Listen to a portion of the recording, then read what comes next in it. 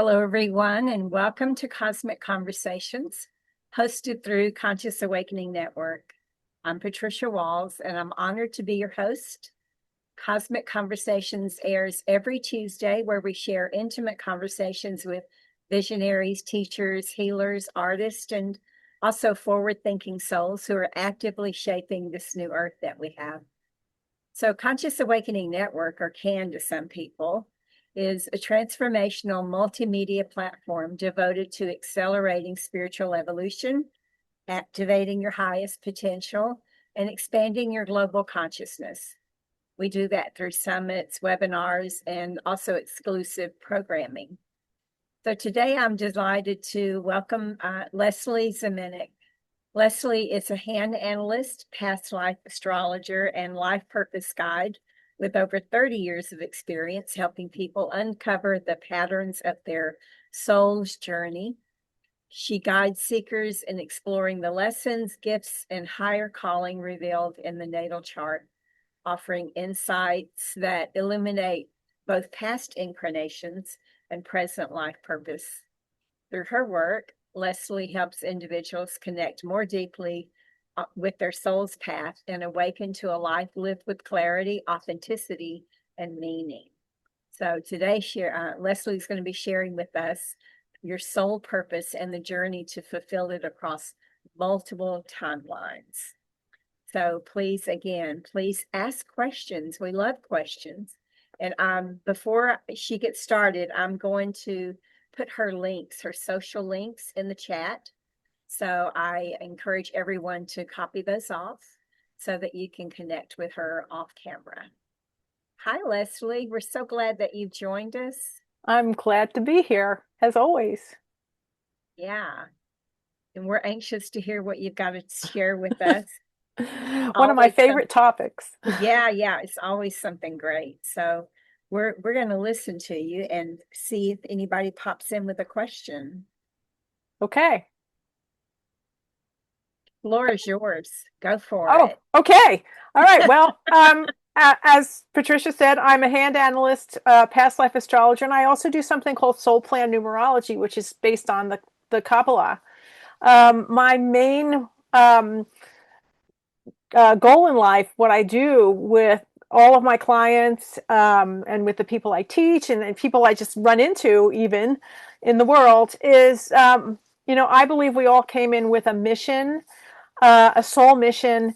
And my greatest desire is to help people identify what that is so that they can have the best version of the life they came to live.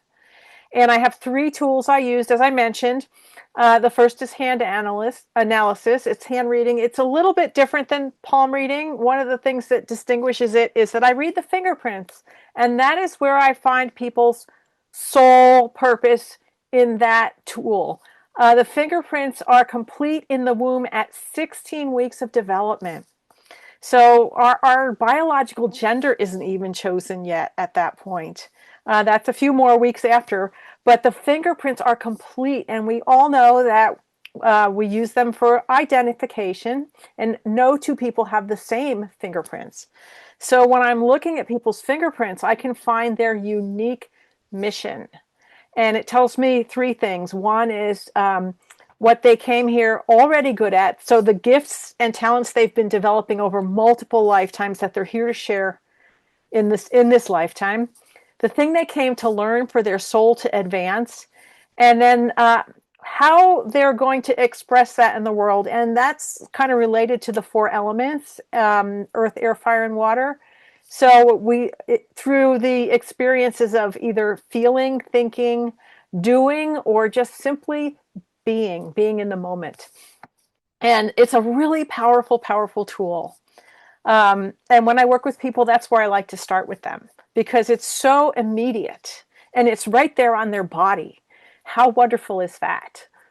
My other 2 tools, the second tool I use is past life astrology, and I use a specific system of looking at the chart that I developed because after decades of reading hands and looking at old texts that tried to overlay astrology and hand reading that weren't actually very successful, I decided I needed to find a way to find the same information in the two systems, because if they gave you two different sets of information, then one of them wasn't going to be correct. So I came up with specific markers that I look at, and I like to think of that as the deep dive into people's past life stories and the experiences they had, and it helps me bring forward like really a much deeper look at what are they bringing forth in this world, and what are the gifts, and what are they learning. And then just in the last couple of years, I added this third tool, the Qabbalistic Numerology. And I actually always thought that my two tools were just complete. But then someone did one of these readings for me, and I had one of those moments, those where you just go, oh, this is so amazing. And so I had to learn it. And it really spoke to me too, because I've been a student of the Kabbalah for decades. And it's based on the Kabbalistic numerology is called gematria. And so it uses the numbers based on the letters of your birth name.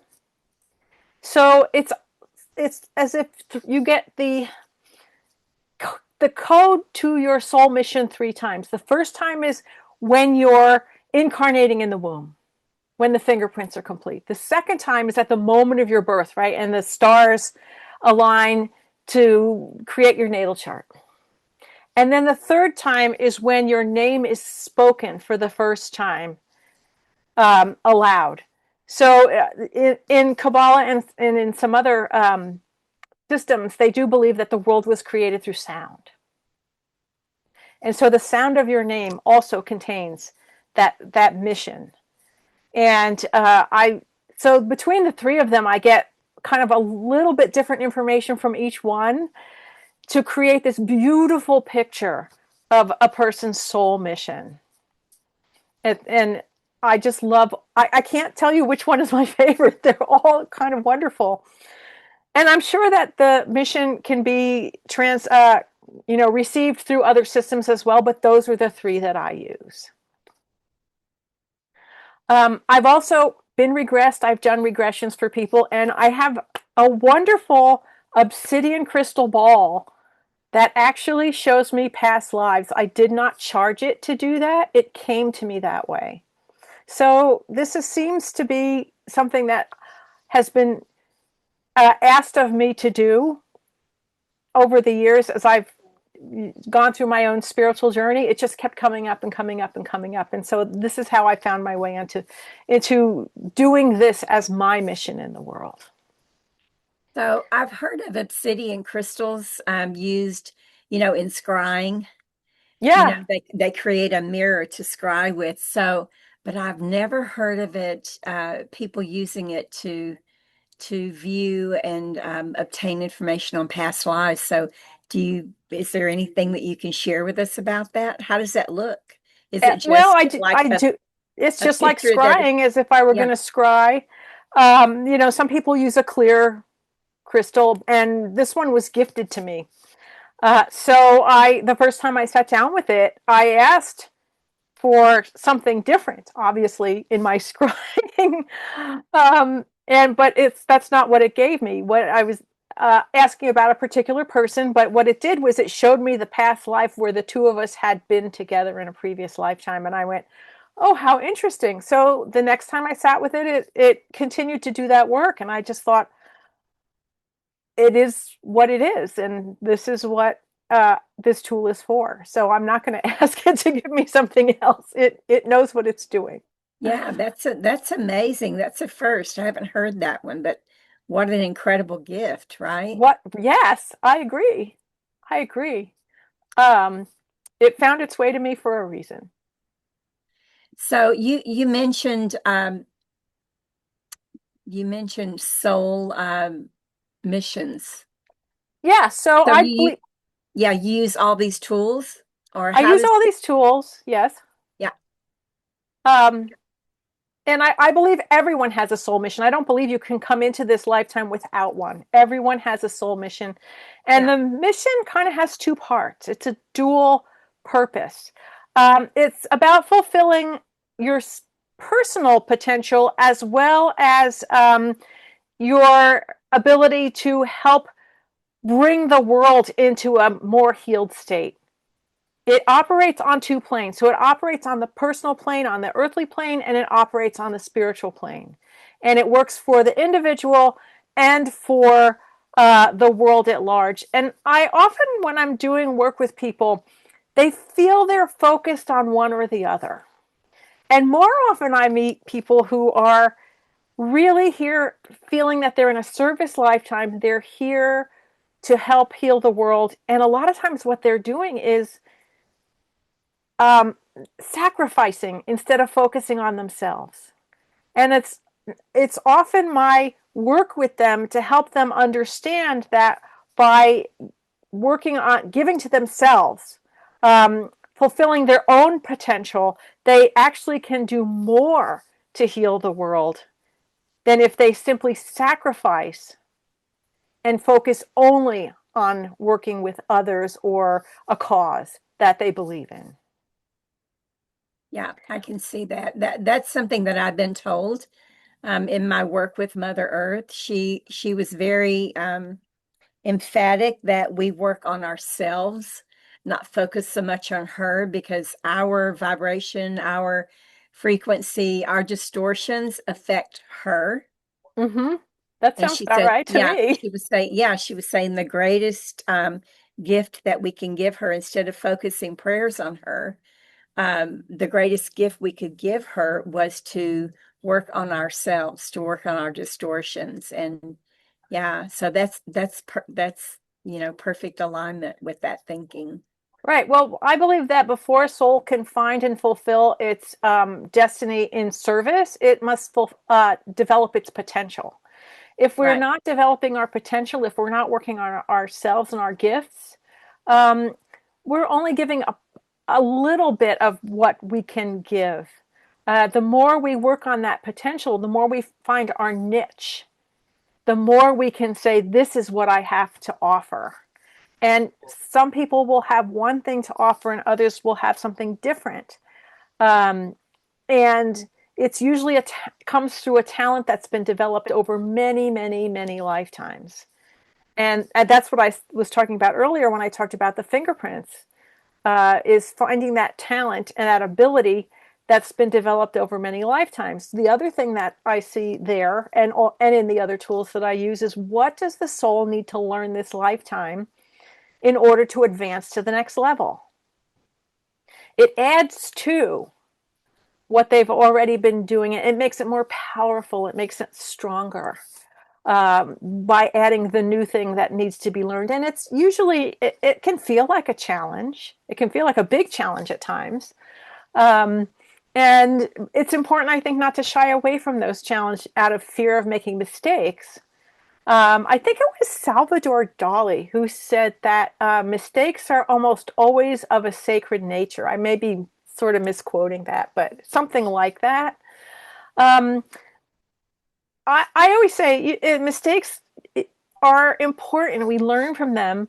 We have to love them as something very, very sacred as part of the journey. If you do something right the first time and get it right the first time you've done it, how will you know if it was luck? Or if you just don't know, and you actually can develop deeper skills by making those. It's like scientists, right? They have to do all those experiments before they get to like the big aha. And our lives are like that as well. Our lives Yeah, are like that as well. yeah, it sort of follows the line of polarity and Yeah, contrast, right? absolutely. You can't be right all of the time, because you're not going to learn. You're not going to experience. You have to experience. And unfortunately, some of those are what we consider to be mistakes, but you and I know there's really no No, mistakes. no, there's not. There's only an experience, Yeah. and unfortunately, sometimes others get hurt in that, but sometimes that's part of the agreement too, to participate in that Yes. pain. So speaking of that, how do you define karma? Because some people will see that as karma. Right. Well, I always like to say that karma is not a bitch. I hope I can say that word. Go for it. Yeah. You hear people say that all the time. They use it Yeah. as an expression in our culture, but I Yeah. don't believe that it is. I believe it's just like the laws of physics, right? Right. Something happens and there's something else happens in reaction to it. It's that simple. It's that simple. And what I find when I'm reading, especially when I'm doing the charts, the past life story in the charts, is that when people have a challenge, even if it's a very hard challenge, it's usually not as a punishment from something that happened in previous lifetimes. It's because they didn't have access to it, or actually they were prevented from something. Like they may have been the victim of a power play instead of feeling like, oh, I must have, abused my power in a past life. Usually it's just comes from a lack or a hurt from a previous lifetime, or it can simply be you just didn't have enough room in that lifetime for everything. Right.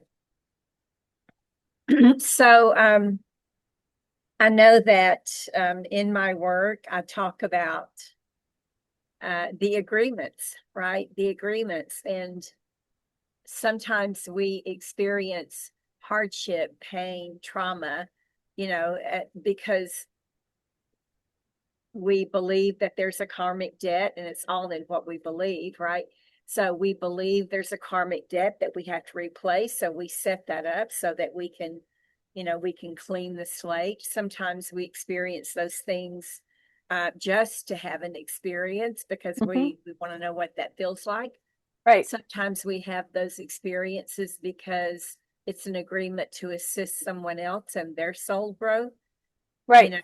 We agree to be the victim or even the victimizer so that they can have that experience and add to their own soul growth. And so there's no black and white, you No, know. and I just, when I'm working with people, I try not to use those words because it does make people feel nervous or afraid or paralyzed. So that's why I like to frame it as a always framing it as a learning experience, no matter Yeah. what the reason for it is. And I also talk about, soul groups and soul levels. Like when you think about how many souls there are on the planet right now. So I just before I came on, I actually went on to look at the population statistics on the world population clock, and so we have like something like over 8 billion people on the planet right now. And 100 years ago, we only had 2 billion. So what that means is there's a lot of new souls on the planet because the souls, some souls actually, they become karma free and they don't have to come back. So where did all those souls come from? So in There's the Kabbalistic system, they say they come from a place called the Treasure House of Souls, which I think is what a beautiful imagery that is. Yeah. I just love that name. But also, then what happens is when you say it's your first time on the planet, the first lifetime or two or three, you have to learn how to be in a body. And so people usually come in soul groups so that they're supporting each other in learning how to survive, how to feed yourself, how to make sure you have shelter, how to be safe, all those things that it takes to learn to just be a human. And so there's going to be a lot of mistakes in the early when people are new souls. And that's how they look at it in the Kabbalistic system. They look at 4 levels of soul development. So the new souls, they say, are not as aware of what's going on. They travel with the soul group. They do what the group does, even if it's making a mistake. But again, as we discussed, that's part of the learning. Yeah. You can't understand, like you said about the polarities, right? You can't understand what it means to be safe if you don't understand what it means to be not safe. Exactly. Yeah. Yeah, Yeah. and it's one of the things I love about like the Kabbalah, the system in the Kabbalah and the Kabbalistic tree of life is that everything contains its opposite. Yeah. I mean, the world just is that way. Um, so then at some point, souls break away from their soul group and they start to individuate. And I gave a talk on this topic not too long ago at a live event, And a gentleman came up to me afterwards, and he totally fit that second group of souls who are becoming individuals. They're figuring out who they are as individuals apart from their soul group. He was actually breaking away from a cult. He had been raised in a cult.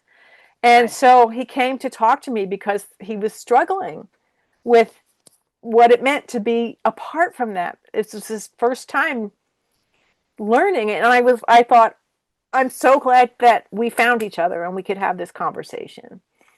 Yeah. And I then, love those conversations because they expand me too. You know, I yes, have a saying that I learn something new every day, especially through conversations, you know. There's yeah, well, always, that's why I love doing this work too, because I meet yeah, wonderful people. yeah, And it teaches me something every time. And it teaches me even more things about the systems I've been using for 30 years. Um, I mean, I still see things in people's hands and fingerprints that I've never seen because they're so individualistic.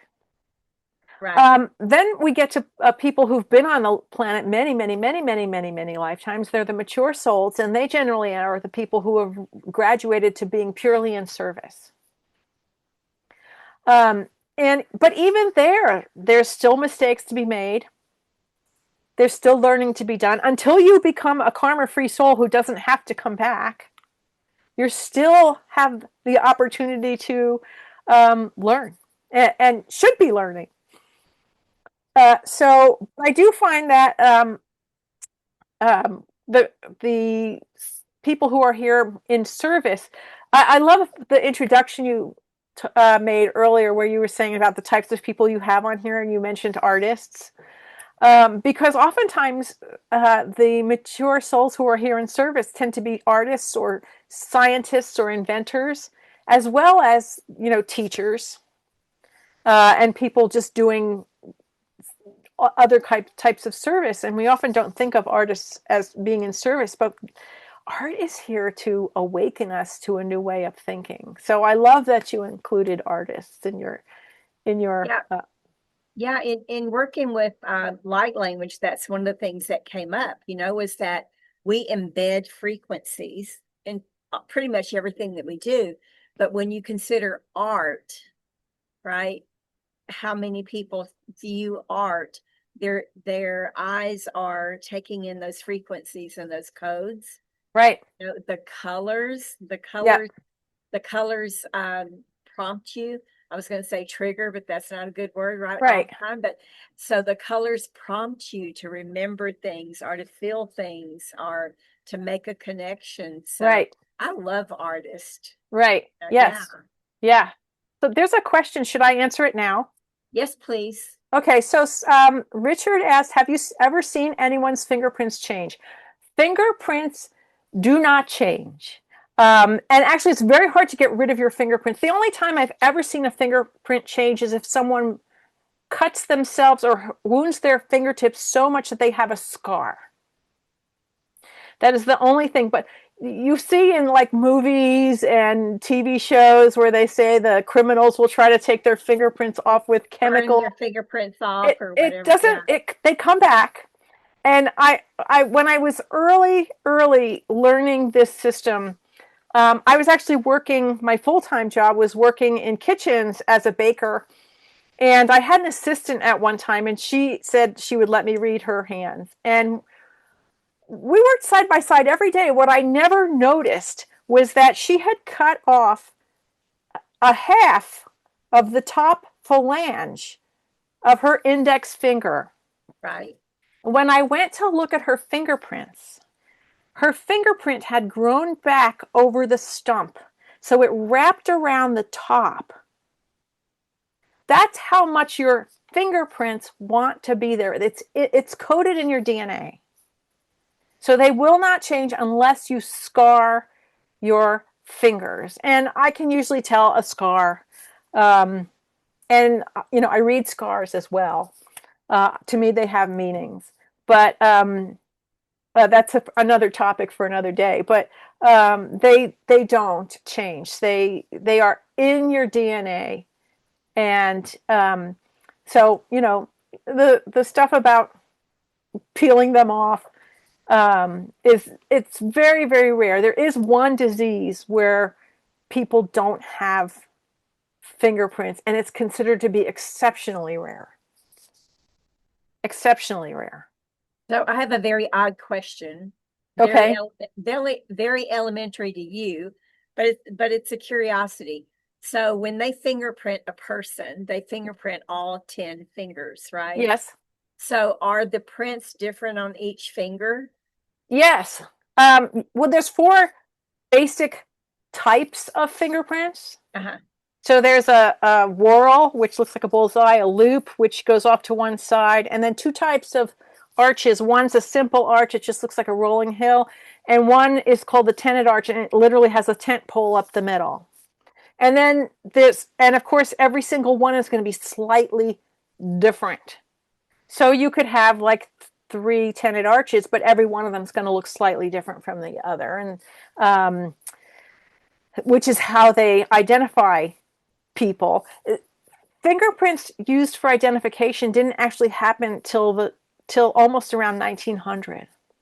It was Darwin's cousin who discovered that everybody's fingerprints were unique, and he looked at 8,000 pairs of fingerprints to figure that out. Can you imagine how much time that took him? That's I just crazy. I think that's amazing.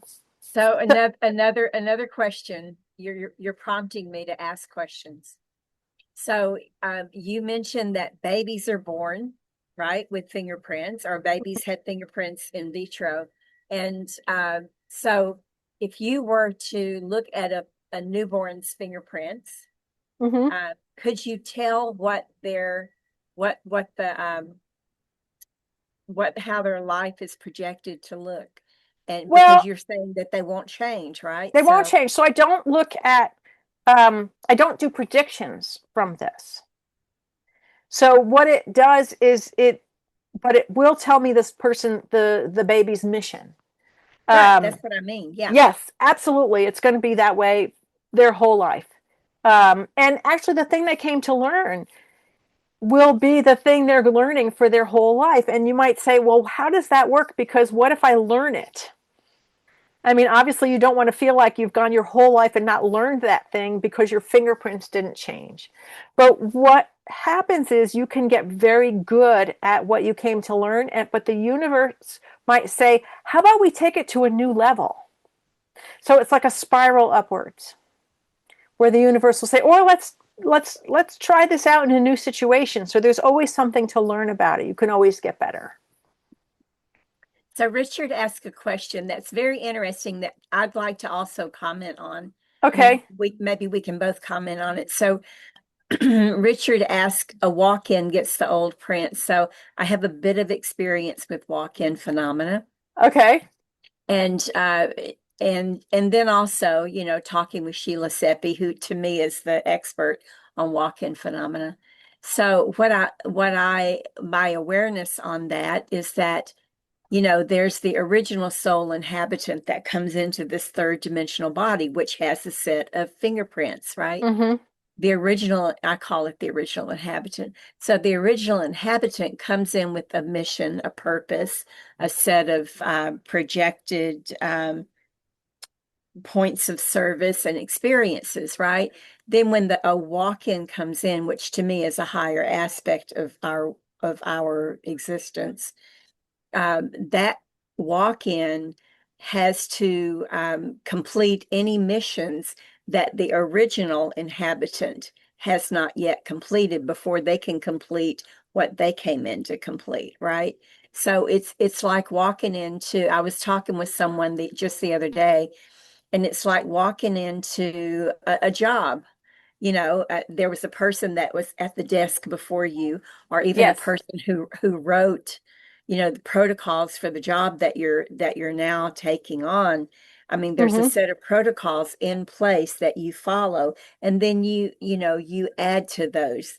You Yes. you expand those protocols and make the job better. To me, that's a great analogy for a walk-in. So, I mean, you can expand on this, but to me, the fingerprints stay the same, right? Because Yes. the original mission is the same, no matter Uh, and who's inhabiting the body. Right. And that's how I talk to people about it anyway, because say, for instance, your mission has to do with leadership. Or say, let's get it, make it a little more complicated. Leadership, so a leader with a message, Right. or a leader with a message of heart. So you get even more complicated. Mhm. So that's a what. The how is still up to the free will of the soul. Right. There's many, many ways that that can show up in the world. Yeah. So it, it's there's not just one. This is it, and this is how you have to do it. Right. That's a great That's question, Richard. Thanks for asking that. yeah. I mean, yeah, because I mean that's the point is to bring something unique to it from each. Like some two people could have that same mission, but they're going to bring something very different to the table. Right. Okay. So, okay, so there is a question. How do people discover their soul mission outside of going to someone like you? Is there a way that we can, as individuals, um, Oh yes. find our soul missions? So um, there's usually okay. So I came to this conclusion from a non-spiritual resource. There's a book I love, speaking of artists, called the War of Art. It's a take on the traditional art of war, and it's by a writer named oh God, the name's it's it'll come to me. Having a senior I moment. can look it up real quick while you move on to Pressfield. another section. Oh, Yeah, go ahead. it's Stephen Pressfield. So, Okay. and he talks a lot about in the creative process that we experience something called resistance. He calls it resistance with a capital R. And he's not the only one who kind of talks about this in terms of finding our way in the world. But what I like to tell people is if you're resisting something, if there's something that you're called, say you always wanted to write a book, but you just never do it because you're afraid it won't be any good. If you're resisting, the resistance is actually your pointer to your true north. You would not resist it if it did not feel important to you. So if one of the ways you can find your soul mission is to look at what are you resisting? What is that thing that you just go, there's stakes, right? There's stakes in it. If something is at stake, it requires a little bit of a risk of who you are. That to me is a real good pointer to your soul mission. If you have that question, what if I don't? What if I can't? If it was not meaningful, because the idea to me also is that this purpose has to be about something that's meaningful. If it's not meaningful, you won't even give it like two thoughts. So if it has stakes, if it feels a little risky, if you have a little bit of fear around it, that's a good way to say, oh gosh, this must have something to do with my mission. And I can tell you every time I sit down with somebody and I present their soul mission to them, they always have that reaction like, oh my God, I always wanted to do that, but I don't feel like I'm good enough. Or, they have some other, reason that they've been avoiding it.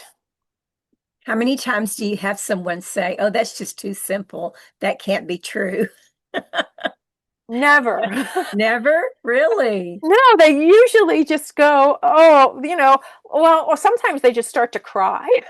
Oh, yeah. I have often joked that I get paid to make people cry because when you name something like that for people, they usually feel seen, and a lot of people have just have never felt seen. Yeah. So that's what that's about. Do I hear them say that it's too simple? Maybe not those words. But I have heard people say things like, "Isn't everybody like that?" And I have to go, "No." Because people don't realize that somebody else might be different from them. I get that a lot. Yeah. Yeah. What I was referring to was a lot of times people will ask me, how do they communicate with their higher selves, or how do they communicate with their guides and helpers? Right. And I give them the tools that I know, the tools and techniques that I know and I use. And sometimes they will say, well, that's too simple. Oh, yeah. Well, Yeah. it is, there really isn't anything hard. We just make it hard, right? Yes, I So agree. We make I it was just hard. wondering if anybody had said that about their soul mission. Oh, I was expecting I had to develop a cure for cancer or something. That's just, that's too simple. Right. Well, and I often, when I'm talking about the mission, will give people examples. Like there's one of the ones where people kind of have the most like resistance when I talk to them is when there's a mark in the hand called the mark of the gifted healer. And that's where a lot of people go, "Ugh." And some of them will go, I don't want to work with people. They immediately think it has to be something like becoming a reader or a massage therapist or a body worker, or when they think about the word healer, they have a very specific idea what that means. And so my favorite example to give them is that you could write a screenplay and it gets made into a movie that changes people's lives, and you've never even met the people you're healing, and they go, oh. So it gives them an idea of thinking of it differently, that you can be a healer in so many ways. Mhm. So so I do get that kind of reaction where people are like, well, I don't like people or something. And I go, well, that's okay. There's many ways that you can do this. Yeah. Sorry, I have to plug in here. I That's got it. okay. Um, yeah, that's incredible. What about we have I don't know, maybe 20 more minutes, but what about um soul groups? Can you talk to us about the 4 levels of soul groups? Yeah, so I mentioned a little bit earlier before, the first level are the new souls. Right. And they travel together for multiple lifetimes, learning how to be in the body, how to be they tend to focus mostly on survival, on and also on reproduction, interestingly enough, because they're here to keep more souls coming into the world. Yeah. So um the soul group that you come in with, who you do your new soul, and like I mentioned earlier, that about the number of souls has, I think the previous 100 years, what I read earlier was the previous 100 years, the Earth population doubled from 1 trillion to 2, and then in the next 100 years it quadrupled. So that's a lot of new souls. So that's a lot of souls who are kind of going along and just doing what their group does without question. And souls in that group often aren't aware of how much they are influenced by social norms or social requirements of their group. That awareness doesn't come through until they start to individuate, like the gentleman I talked to you earlier about who was leaving his cult. So the second group is the individuating souls, or we call them the developing souls, where they're starting to figure out what is unique about me, what talents do I have, how do I want to spend my time, who do I want to spend my time with, and figuring out who they are. And that's the second level, and that's where they start to get an inkling of their soul mission during that period. That's when they start to become aware of what their mission is. Then the mature souls, as I mentioned, have been around many, many, many, many, many lifetimes. Actually, the soul plan numerology reading that I do, using the person's birth name and the Qabbalistic letters associated with their birth name, comes up with 6 pairs of numbers. And it does the same thing that the fingerprints does. It talks about talents you brought in. It talks about challenges you're here to learn, where you're here to learn and get better, and then goals for this lifetime. And then there's an overall arching soul destiny number. And there's a series, and the numbers are always in pairs, like it's a 3-3 or a 22-4 or a 17-8. But there's some of those numbers, if they appear in a person's chart, are indicators that the person is going through one of their last lifetimes. And since I've started using that system, I actually have met quite a few of those people. And it's exciting to meet them. It's very exciting to meet them. Can you give us some examples of what character, what type of people these are? What do they do for a living? How do they impact the world? Just out of curiosity. A lot of them are here to be teachers. Some of them are writers, so they will be teaching through writing. Some of them are here as leaders in terms of one woman in particular I'm thinking of came in. It's almost very specific. She was here to kind of start some kind of organization or something that will live on beyond her for a cause that she cares about. Yeah. So those kinds of things. And then I also mentioned, of course, artists, inventors, and people in the mature soul stage tend to work very quietly because they're more focused on getting the mission accomplished. They're not going to be the ones on TikTok wanting a lot of attention because that takes away from the time that you're. And I know we all have to do some of that these days to make our businesses run, but it's going to be different for those of us who are truly here in service to finish up the mission, to get the mission, to get to mission accomplished. I was thinking earlier, even when you were talking, to ask your opinion on the Bodhisattvas, Mother Teresa, Gandhi, Amachi, the hunting saint, those that we consider the Bodhisattvas. Yes, the Bodhisattvas. So, once a soul becomes karma free and leaves the earth, I believe that they don't have to come back, but I do believe that sometimes they choose to come back. Right. Yeah. They come back by choice. And there's a couple of markers I see in charts that say that it was a choice lifetime. Yeah. It was not a lifetime where you just got, there you are, you're back. Yeah, because a lot of people think because we tend to think, like I said, black and white. A lot of people think if they're told, oh, this is it, this is the end of, of your journey to earth, you never have to come back again. As a matter of fact, you never have to come back into physical form again, whether, a plant, an animal, a human. And so we don't think past, oh, but we could come back if we wanted to. Yes. Actually, there's a number in the soul plan numerology system, 88. And it's the earthiest number in the system. And I often meet people where 88 is their challenge. And what that means, 88s don't come back very often. So the time in between incarnations tends to be a long time. So when they come back into a body, they have a hard time going, oh God, a body again? And I actually, one of my dearest friends, I did not know this about her. I've known her decades.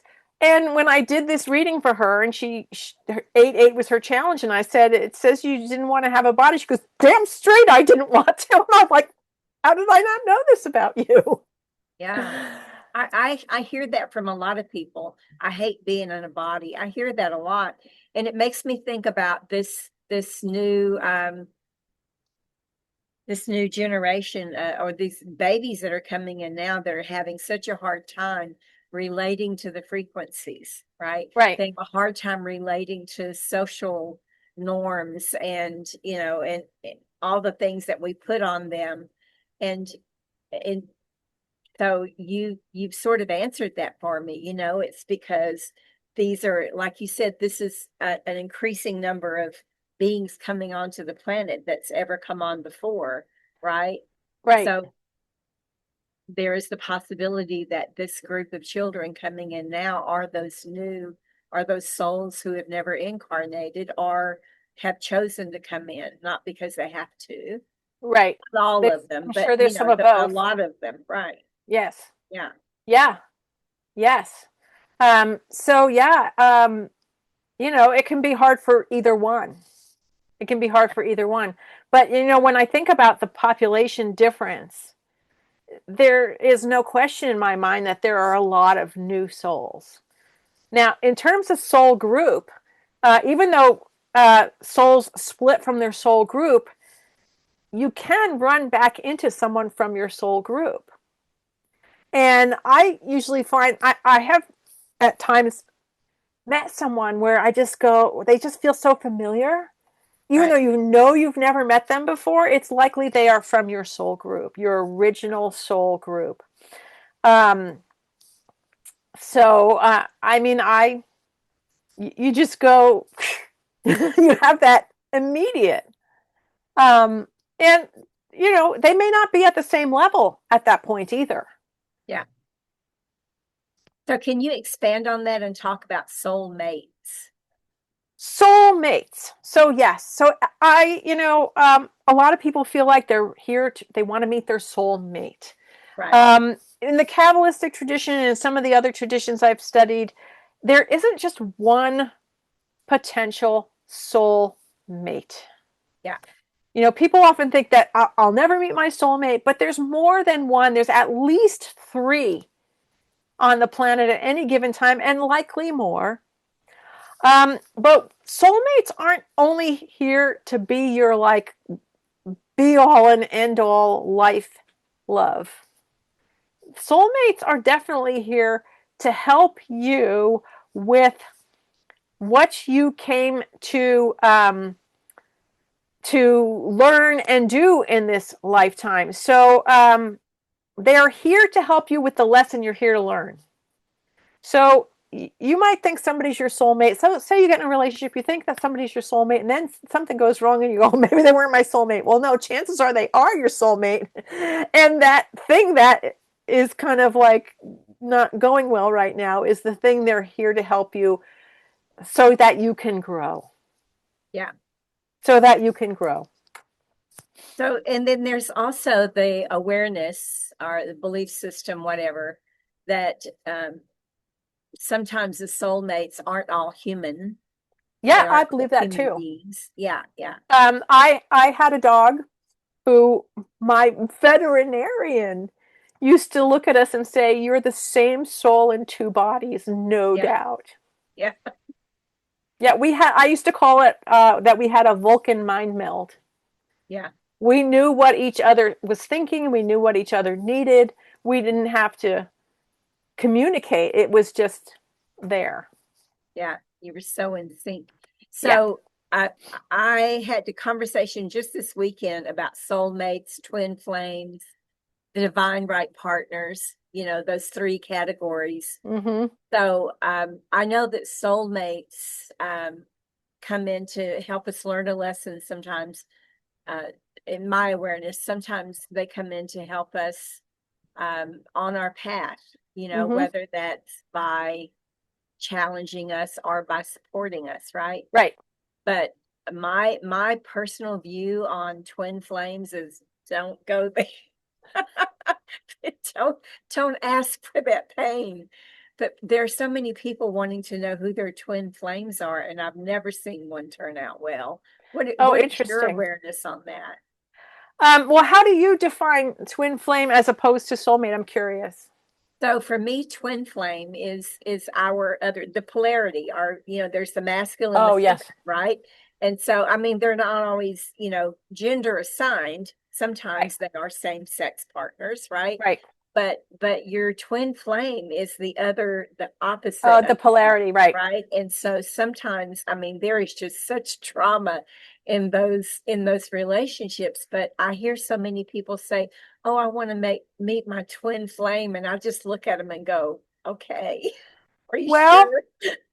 it could be that they really want to do the work, like go from 0 to 60 in one lifetime. Exactly. I mean, after my divorce, I was 59 when I got divorced, and I just, I decided I didn't want to come back and have to do relationship work again in the next lifetime. And I went, I don't have a lot of years left on this planet. So I did some incredibly deep, hard, challenging work that took me, I like to say it, and I did it in a year. Wow. I it took me to where I call um, the door to the underworld. I called it my year in the underworld because it was that level of work.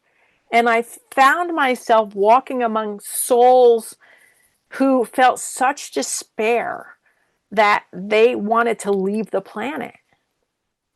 And I was working with a healer, and I said to her, "Don't worry, that's not where I'm at." I said, "But to have that understanding now of that level of those souls gave me the incredible amount of compassion and empathy for working with people who had that level of despair." Right. So Richard has another question. Do you want to Okay. answer that live? Um, the number of souls and people may differ. I'm not sure what he means by that. It's Can you type your answer in there, Richard?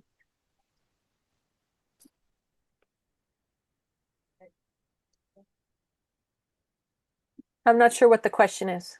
Yeah. We need more information before we can answer that.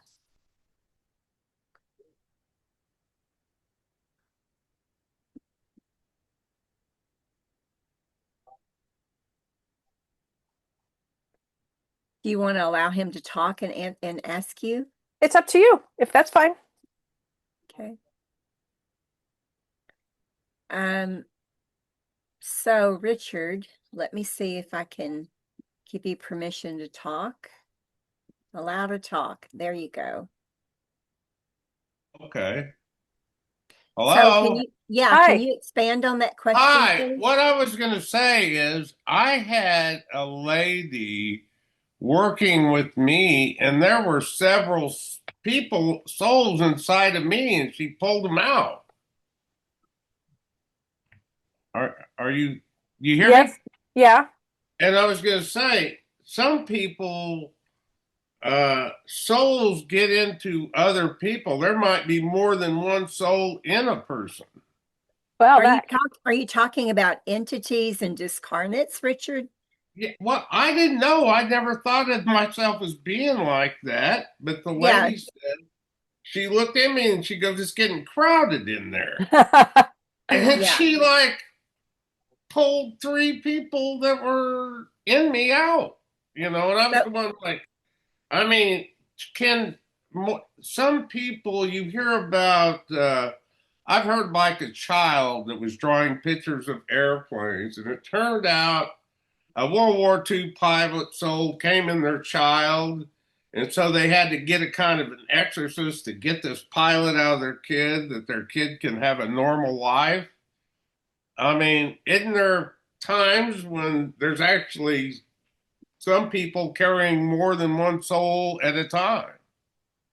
well, that part's quite common. It's quite common to have a disincarnated soul walk in, and also, an entity that needs to be removed. That's common. That's different, I think, from what Well, that's Leslie was what I was talking saying. about. There's no telling how many souls are here. If there's 10 million people, there might be 12 million souls. Yeah. Right. Leslie, you want to That answer? was what I was trying to say. Well, I think that's a little different. I mean, the soul that that came in, your original soul is the soul that we're talking about in terms of having the mission.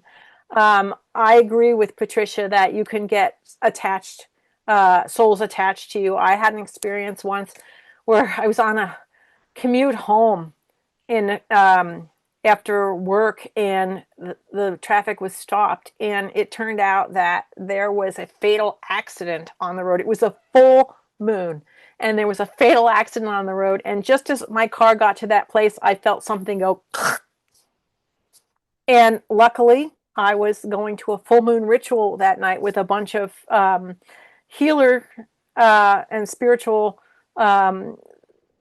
people who I circled with, who knew how to just like say, nope, you don't belong here. But that Yeah, is you need to different than the extract, need to soul who, extract those. yeah, that is a little different than the original soul who is the core of who you are.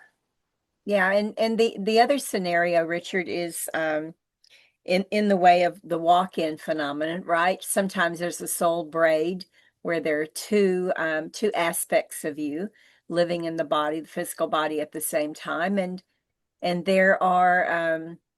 there's one person, I'm not going to mention his name, who is um, doing healing work on a mass scale, who says that he has 30 or more aspects of himself living in the body at the same time. I mean, so there are different scenarios, but those are positive. Those are positive scenarios versus having a disincarnated soul come and inhabit your body, invade your body, or there's also what we call a takeover. But as far as that young child that you're talking about, a lot of times what those are is a other life memory. Some people call them past Yeah, lives, right? yeah, But an other life experience that has bled over into this one, where they just have a spontaneous recall of another experience, another life that they live. There's nothing. It doesn't mean that there's another soul living in the body with that person at the same time. It's right. just memories that are being brought forward. Right. In the Kabbalah, they say that we actually do remember our previous lifetimes in the first days after birth, but most of us forget them before we learn the language to Right. share that. Yeah. Like But the there dream is, time, right? Like yes, you're but in there this are dream. Yeah. some who do remember. Yeah. Yeah, it's sort of like when you're dreaming at night, you're participatory in this dream, and even sometimes I will give myself the suggestion, this is a good one. I need to remember this dream. There are messages in here I need to remember, and then I wake up and it goes, I don't remember any of it, but I have the awareness that there was something that I was trying to tell myself to remember. So yeah, that I agree, that we have those connections when we come into existence, and then, it's not, as my beings would say, it's not pertinent to the mission. And so it's not important to remember that stuff right now. You need to focus on the mission. Yes. So yeah. Well, I want to thank all of you for joining us. Do you have is there anything I forgot to ask you, Leslie? Do you have any last information that you want to share? No, I think we did pretty good.